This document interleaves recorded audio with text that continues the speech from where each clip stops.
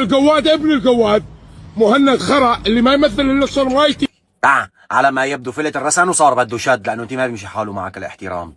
بالوقت اللي انت كنت فيه عم بتطبل لعصابات وميليشيات قسد، انا كنت عم بوثق الانتهاكات اللي كانت عم تعمل عصابات وميليشيات قسد في حق اهلنا في الجزيره العربيه، والناس بتشهد بهذا الكلام. بالوقت اللي انت كنت فيه عم تطلع مع سمير بكيني وعم تلحس رميته وبتلعقها لعق لاجل شويه دعم ولاجل شويه مشاهدات ولاجل شويه لايكات، انا كنت عم بتعرض للتهديد وعم بتعرض للهجوم من قبل عصابات وميليشيات قسد باوروبا، بس لانه عم بوثق انتهاكات عصابات قسد، ولانه عم بنشره، ولانه عم بقول للعالم عصابات وميليشيات قسد اشو عم ترتكب انتهاكات في الجزيره العربيه السوريه. انا عملت واجبي اتجاه اهلي، فضلي ومنيتي على حالي. انا فرض علي يوقف جنب اهلي، لانه هدول اهلي واخواتي، وانا قلت انا ابن الجزيره العربيه حتى يتم تحريرها، وانا ابنها حتى يتم تحريرها وبعد ما يتم تحريرها.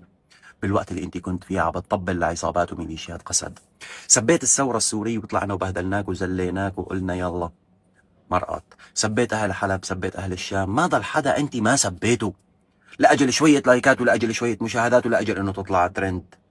وعفينا قلنا يلا ابن بلدنا بعد ما كوعت انت منمرق له اياها، لكن بالاخير تطلع علينا بالعالي. لا عيب، شدك ضعيف انت حتى طالع عم بتسبني بعرضي وباهلي وبشرفي وبابوي وبامي شدك ضعيف.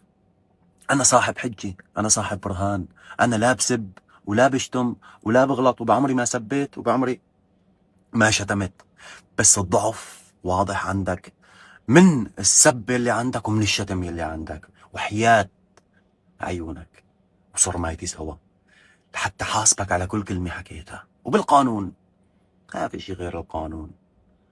وما تواخذونا يا اهلنا، والله شغلنا بالكم وشغلنا راسكم في امور تافهه. حقكم. القواد ابن القواد مهند خرا اللي ما يمثل الا صنوايتي. على ما يبدو فلت الرسن وصار بده شد، لانه انت ما بيمشي حاله معك الاحترام. بالوقت اللي انت كنت فيه عم بتطبل لعصابات وميليشيات قسد، انا كنت عم بوثق الانتهاكات اللي كانت عم تعمل عصابات وميليشيات قسد في حق اهلنا في الجزيره العربيه، والناس بتشهد بهذا الكلام.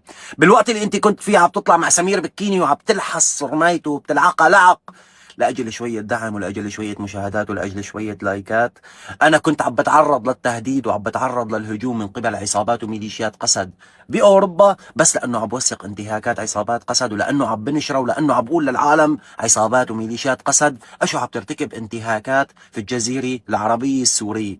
انا عملت واجبي اتجاه اهلي، فضلي ومنيتي على حالي. انا فرض علي يوقف جنب اهلي، لانه هدول اهلي واخواتي، وانا قلت انا ابن الجزيره العربيه حتى يتم تحريرها، وانا ابنها حتى يتم تحريرها وبعد ما يتم تحريرها.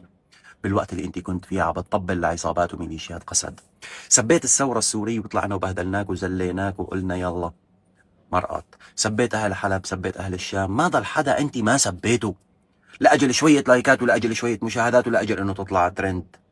وعفينا قلنا يلا ابن بلدنا بعد ما كوعت انت منمرق له اياها، لكن بالاخير تطلع علينا بالعالي. لا عيب، شدك ضعيف انت حتى طالع عم بتسبني بعرضي وباهلي وبشرفي وبابوي وبامي شدك ضعيف. انا صاحب حجه، انا صاحب برهان، انا لا بسب ولا بشتم ولا بغلط، وبعمري ما سبيت وبعمري ما شتمت، بس الضعف واضح عندك من السب اللي عندك ومن الشتم اللي عندك، وحياة عيونك وصرمايتي سوا لحتى حاسبك على كل كلمة حكيتها، وبالقانون ما في شي غير القانون. وما تواخذونا يا اهلنا، والله شغلنا بالكم وشغلنا راسكم في امور تافهه.